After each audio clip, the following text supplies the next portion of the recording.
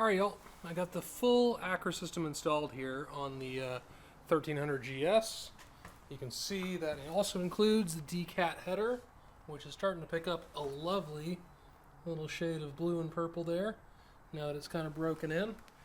But yeah, want to do a quick review, and mostly want to actually show you some riding footage with this on, just because I've heard some reviewers say that this is impossibly loud, and generally that comes from just starting the bike cold and going like, that's loud for a cold idle, but not actually going out and riding the bike and showing it how it really sounds, because it's actually not that bad. For the sake of completeness, I will go ahead and start this in the garage and rev it, but it's going to be super fucking loud.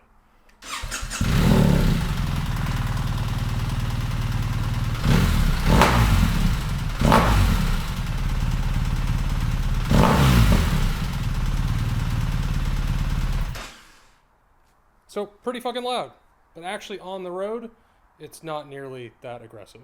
So I'm going to cut now to actual riding clips, and hopefully you enjoy.